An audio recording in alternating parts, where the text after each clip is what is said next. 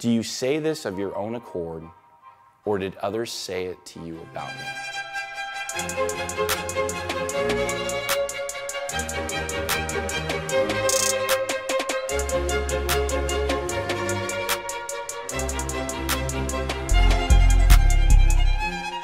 Welcome to Kingship. If we've not met before, my name's Dieni. I'm a member of the advisory council here.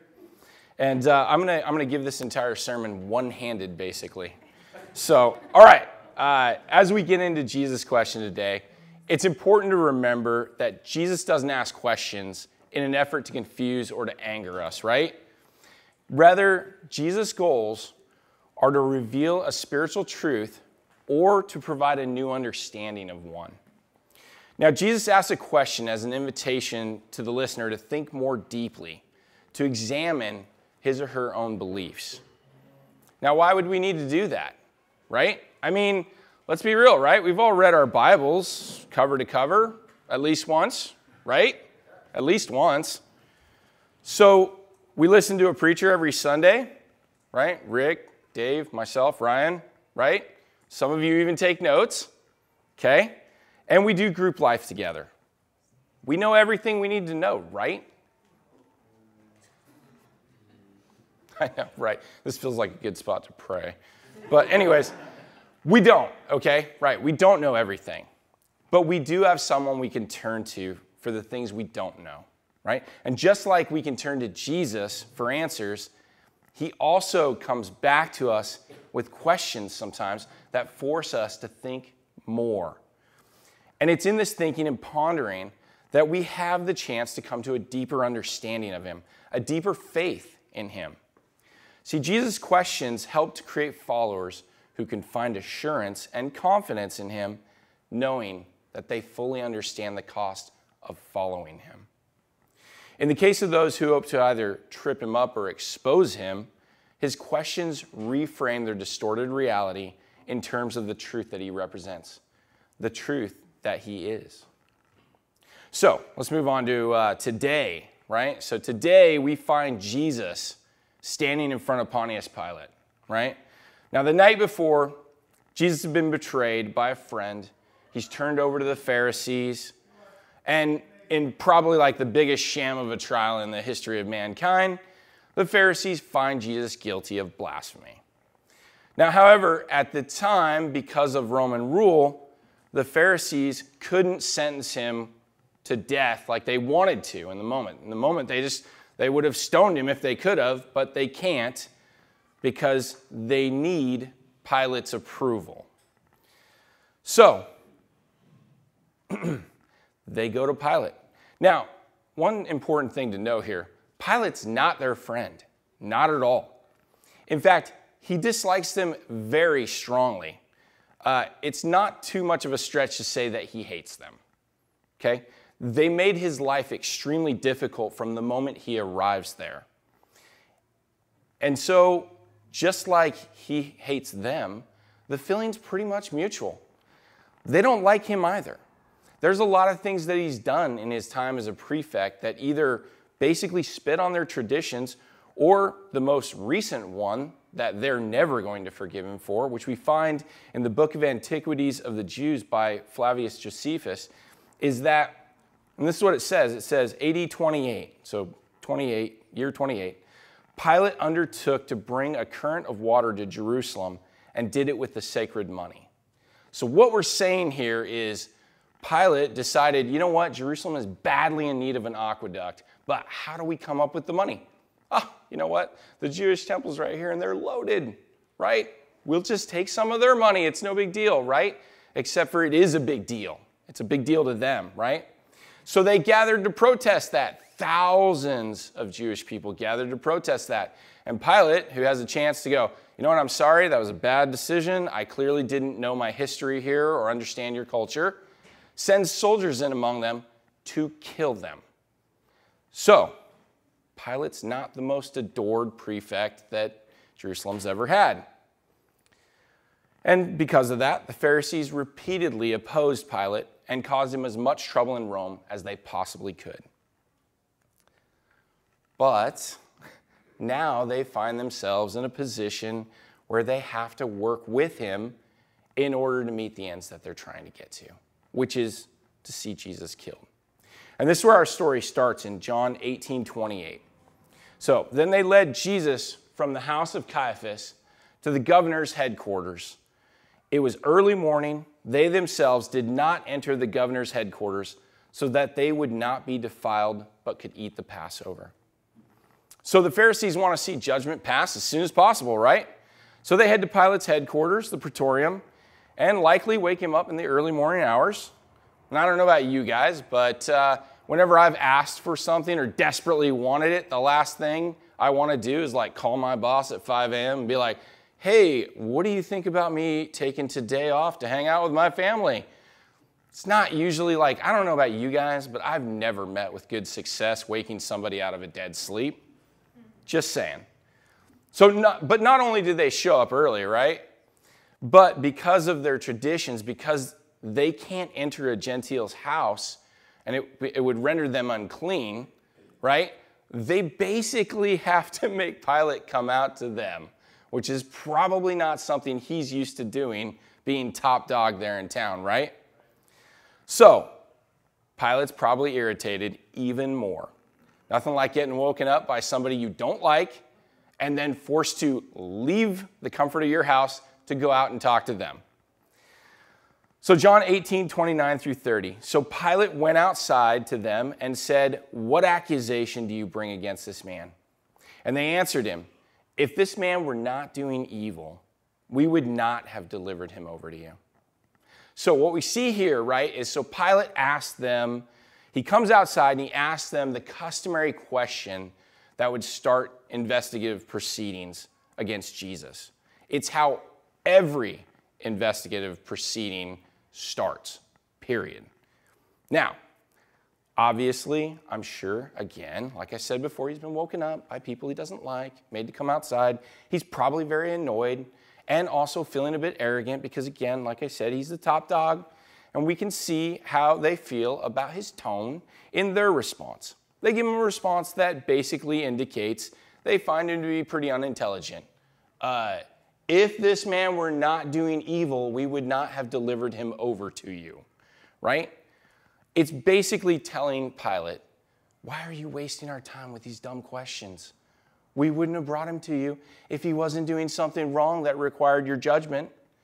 So again, obviously, Jesus is a problem, has broken the law, or else why would we bother to come to you?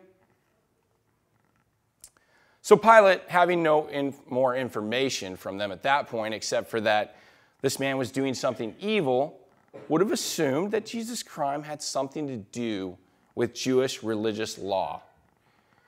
Now, it's an accurate assumption, right? Because just the night before, like I said previously, the Pharisees find him guilty of blasphemy. Rome doesn't care about blasphemy. They're not concerned about that. So let's go back to the Praetorium where a beaten Jesus is awaiting Pilate.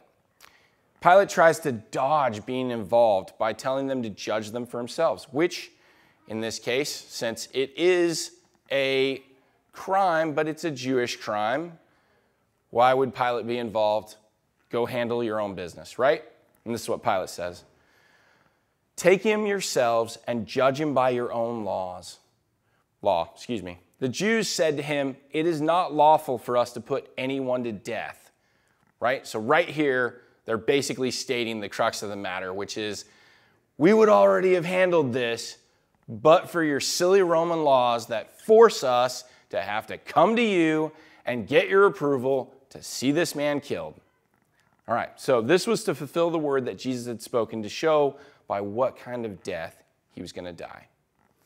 All right, so they're reminding him at this point that it's your job. We would do it ourselves, but it's your job. You have to pass sentence here because we want this man killed. Now, if the law doesn't exist, wouldn't find ourselves here. Jesus would have been stoned, done deal. A frustrated and inconvenienced Pilate has at this point no choice but to question Jesus. Remember, he still knows very little about what's really going on here. And likely at this point, he's been informed that Jesus has pronounced himself King of the Jews by Caiaphas. And that's the way they're going to try to get him executed, right? Because blasphemy, again, Rome doesn't care about blasphemy, but if Jesus pronounced himself king of the Jews, well, that's a different matter altogether. So away we go, back into the praetorium to interrogate Jesus about whether or not he really represents a threat to Rome. In John 18:33-34, so Pilate entered his headquarters again and called Jesus and said to him, "Are you the king of the Jews?" Jesus answered, "Do you say this of your own accord, or did others say it to you about me?" Right? Did you say this of your own accord, or did others say it to you about me? Right? That's the big question right here, right? It's basically, did you hear this from somebody else, or come up with it on your own? Now, I appreciate that John's version of events goes into way more detail about the response that Jesus gives than Matthew, Mark, and Luke, right? Now, their versions have Jesus responding very simply with, "Yes, I am a king," right? Done deal. It's true, but it doesn't capture the moment of Jesus prodding Pilate to find out what he knows. What does he really know about Jesus? Now, I can remember being a kid, and it seemed like anytime someone had a good idea that was too obvious, the inevitable smart aleck reply would come. "Did you come up with that all by yourself?" Right? Didn't we all have that moment back in like junior high or high school? Maybe we were that kid. Maybe we were the unfortunate kid who came up with what they thought was an amazing idea.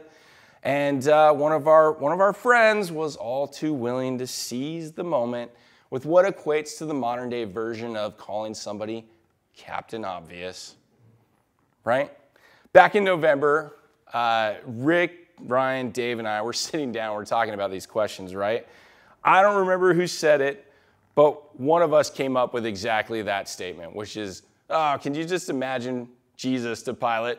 Oh, did you come up with that all by yourself?" Right? It's near impossible to imagine Jesus sounding that way, but it's kind of funny for a minute, right? To imagine a somewhat juvenile sounding Jesus being all like, "Oh my goodness, this guy, right? Came up with that all by yourself, did you?" So, at any rate, that's not Jesus' intention, right? Jesus isn't that kind of snarky, right? He doesn't ask the question to insult Pilate, but rather he's trying to discover whether or not Pilate had adequate information to judge Jesus, or was Pilate acting on some hearsay? Now, on the surface, it appears that Jesus is questioning his authority, right? And maybe to some degree Jesus is, because who else has ultimate authority other than Jesus, right? But either way, Pilate probably took it exactly like that, because he answers, "Am I a Jew? Your own nation and the chief priests have delivered you over to me. What have you done?" Right? Pilate sounds pretty irritated at this point. And it makes sense. Again, he was woken up early on a Friday morning by people that he strongly dislikes. He had to come to them instead of them coming to him. He tried to get out of dealing with it, only to be told how to do his job. And now even the accused appears to be responding disrespectfully to him. But again, Jesus isn't trying to be disrespectful here. He wants to hear from Pilate what he knows. He wants to engage with Pilate. See, if Jesus had actually declared himself king of the Jews in the sense that he was trying to set up a kingdom without Rome's approval, well, that would have been an act of treason. Jesus' death would be a foregone conclusion, because under Roman law, no one can be proclaimed king without the approval of Caesar. And let's be real, it's not like Caesar was going to do that, right? We already had King Herod. Can't have two kings. End of story. Now, Pilate's interpretation of what the Jewish leaders were saying was that Jesus was a king in the sense that he was a religious leader, right? The Messiah. Okay? And because of this, Pilate is able to look at him and the charges as Jesus merely seeking to establish himself as a religious leader. No problem, no harm, no foul. That's not a threat to Roman rule, okay? And furthermore, Jesus' answer to Pilate's question indicates that he has no intention of setting up a kingdom in this world, where we see it in John 18:36. Jesus answered, "My kingdom is not of this world," right? Not trying to be a king, not here. Don't worry, I don't represent a threat to Roman rule. If my kingdom were of this world, however, my servants would have been fighting, that I might not be delivered over to the Jews. But my kingdom is not from the world. Now, Jesus admits to being a king, right? Just like in Matthew, Mark, and Luke. But again, he answers in a way that Pilate views him as not a threat to Rome. My kingdom is not of this world, right? Now, another thing that must have surprised or intrigued Pilate about Jesus is that he seemed calm, right? I mean, I don't know about you guys, but if I was picked up and taken to jail, I would be just about anything but calm. I'd probably be in about a full-on panic, right? Like, how am I going to get out of this? How am I going to explain this to people? What's my wife going to think? What are my friends going to think? Am I going to still have a job when this is over?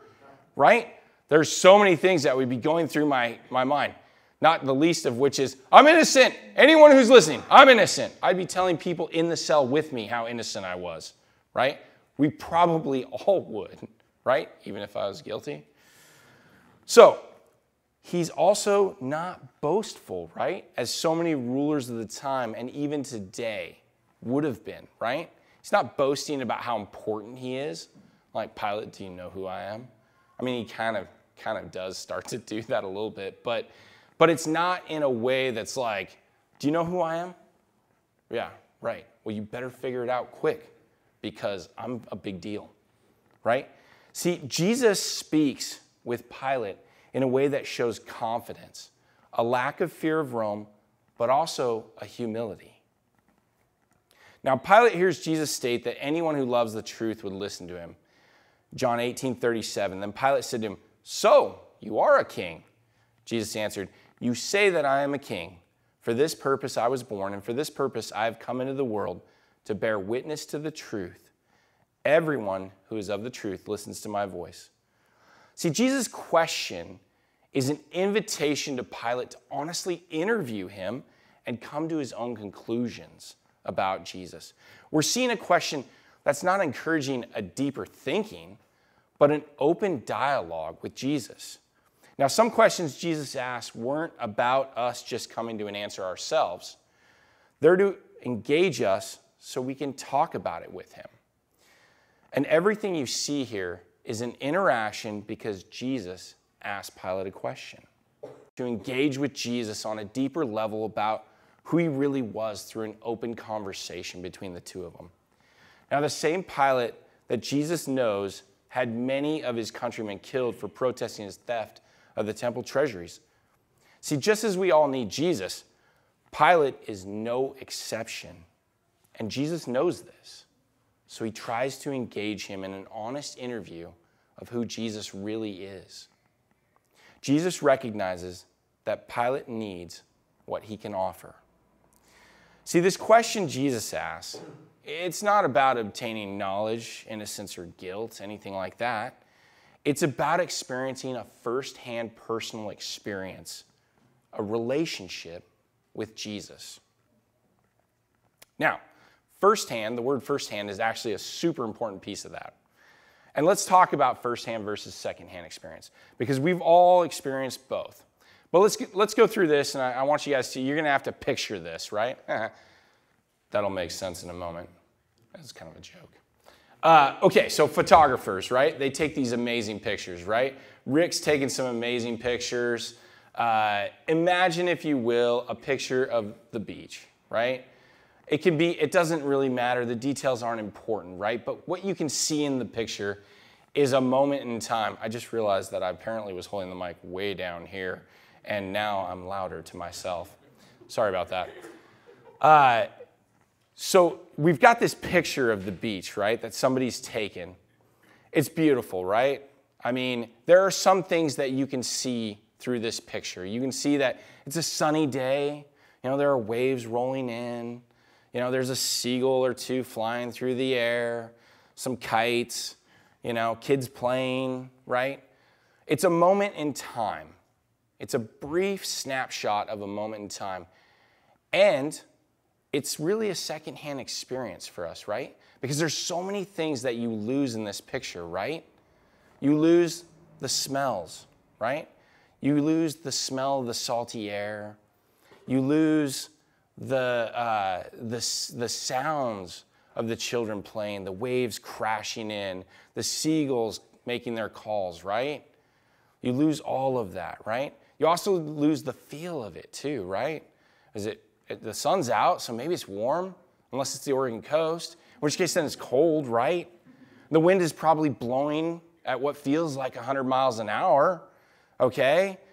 You really need a jacket, even though, maybe you didn't think you would when you were still sitting in your hot car looking out the window. See, all of that is firsthand information. That's firsthand experience that you don't get from just looking at this gorgeous picture that Rick took of a moment in time. That picture is just a secondhand experience, right?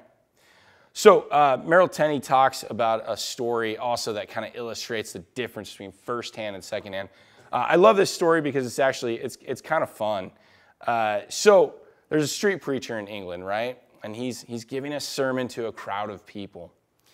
And of course, there's a guy in the crowd. He's being super rude. He keeps interrupting and yelling things from the back and basically talking trash about, this preacher's sermon, just overall being rude.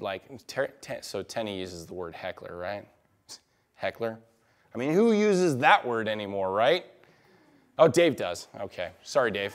Oh, that was probably condescending sounding. Okay, so anyways, heckler in the crowd, right? And so eventually it gets to the point where the preacher's like, okay, you know what? We're just going to pause. We're going to let this guy, just have his head. Go ahead, continue going. And the preacher reaches in and he pulls out an orange. He starts peeling it, Takes more than a minute. And then he eats it slowly. This guy's still going the whole time, just, yelling out rude insults about, all sorts of things to do with Jesus and Christianity, right? And at the end of this preacher eating this orange, he asks a simple question to this guy. He says, excuse me, could you tell me whether the orange was sweet or sour? Now, the heckler, the rude guy, he's like, you fool, I never tasted it. How can I tell? Now, the preacher replies with this. Then how do you know what Christ is like since you've never experienced him? Touché, right? That's the difference between firsthand, secondhand information, right? We could see the orange, right? Maybe that guy could smell it, depending on how close he was, but he'll never taste it.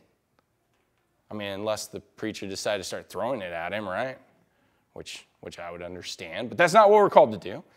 So, at any rate, the only experience this guy has is secondhand experience. He really needs to ask the preacher, well, I don't know, you tell me, was it sweet or was it sour? But even that doesn't convey enough information to this heckler because, well, all of our taste buds are different, so might be really sweet, might be sort of sweet, might be kind of sour, might be really sour, don't know. Now, an important part of the Christian experience is firsthand knowledge. Anything less than that creates this kind of vague, confusing picture that's not believable as we try to translate the glory of someone else's experience. Or in some cases, it can come off as just downright hypocritical since we've not experienced or exhibited the change that comes with truly knowing Christ. How can anyone properly explain what Christ has done for them if they don't or haven't experienced and recognized that for themselves first? So, new question. How does one gain firsthand knowledge of Jesus, right? Now, throughout Jesus' ministry, he was always willing to be interviewed by anyone who seriously wanted to know about his credentials. See, he was open to those who hated him and those who loved him. He taught in public places to small and large crowds who had the opportunity to hear from him and in many cases to question him. Now, in one of the most famous of Jesus' healings, we see him heal a paralytic in Mark 2. He forgives the man's sins. Now, teachers of the law were there. This is what they thought to themselves. Why does this fellow talk like that? He's blaspheming. Who can forgive sins but God alone? Now, the best part is they thought this to themselves, right? This isn't something they were like yelling out to people. They were just thinking it. But Jesus responds to them about their thoughts, asking them whether it's easier to say, your sins are forgiven, or get up, right? And he even tells them very openly that he, the Son of Man, has authority on earth to forgive sins. See, Jesus never hides who he is from those who are interested in listening and learning. And this really comes back to that statement, whoever has ears, let them hear. Jesus is fully open to our investigation of who he is. If evidence of who he is needed, then it was readily available to anyone willing to seek him out. And just as it was back then, it still is today. See, the Bible exists in over 724 major languages of the world, and the New Testament itself in over 1,617, which is a phenomenal amount of languages, right? I mean, realistically, if you have not had a chance or someone has not had a chance to investigate Jesus, it's either due to a lack of desire or where hostility towards Christianity has made it nearly impossible. Although I will say this about that. Even in those darkest of places, we do see that Christ's light still shines, even in like small groups hidden in homes. So to answer Jesus' question, we need to have firsthand experience. That's what he's asking for. And this experience can be found by all who pursue a relationship with him nowadays through prayer and studying the Bible, right? Simply engaging in a dialogue with him. If we look at Jesus' 12 disciples, we can see that even in a short amount of time with him, they were won over and followed him readily, right? In fact, Matthew's account of Jesus calling Matthew's account of Jesus calling his first disciples has him coming across 4 men fishing. And all he does is simply calls to them, and they follow him immediately. They give up everything. They walk off boats. They walk away from boats. They just follow Jesus. Matthew's own account of his discipleship shows Jesus calling out to him, "Follow me." Now, Matthew's a tax collector. He's sitting there collecting taxes. Jesus says, "Follow me." And he gets up and he follows him. If the disciples are any standard of what it meant to meet Jesus, it would appear that we would follow him instantly with little to no understanding of who he is. But that being said, even Judas followed Jesus before betraying him. But that's the kind of response that firsthand knowledge of Jesus gets even today. It's either going to be acceptance or rejection.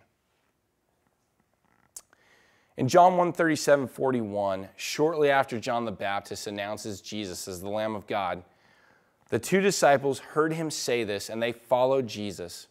Jesus turned to them and saw them following and said to them, "What are you seeking?" And they said to him, "Rabbi," which means teacher, "where are you staying?"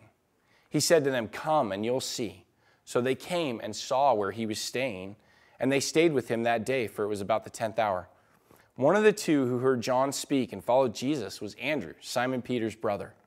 He first found his own brother Simon and said to him, "We have found the Messiah," which means Christ. We can see from this passage that in a very short period of time with Jesus, that one disciple was convinced he was the Messiah. Now, last week, Rick shared about when Simon Peter came to believe that Jesus was the Christ. When he announced it, Jesus asked him, "Who do you say I am?" And Peter replies back with, "You're the Son of God, you're the Messiah," right? Now, what I want you to notice here is the length of time it takes from hearing it from his own brother, right? So secondhand information, right? someone who he probably deeply trusted, right? To arriving at the conclusion himself. And if we look at Matthew's account, Andrew met Jesus in chapter 4. I'm going to use chapters as my timeline here. Then, per John's account, ran immediately to tell his brother Peter. And Peter, when asked by Jesus, "Who do you say I am?" responds in chapter 16 with the exact same thing that Andrew had already told him 12 chapters prior. I can't say for certain what that timeline looks like in real years, but I imagine it was at least a year from the time that Andrew told Peter, "We found the Messiah, this is it, this is the guy, this is who we've been waiting for," to Peter having spent the time with Jesus, actually coming to that conclusion himself. And that's the importance of experiencing firsthand relationship with Jesus, a firsthand interaction. And it's all our stories. See, at some point, whether it was from a friend, whether it was from a pastor, family member, random song you heard on the radio, a movie you saw, even like a guy standing on a street corner wearing like a big old, wooden sign that says, "Repent, for the end is near." At some point, we've heard of Jesus. It's all secondhand information.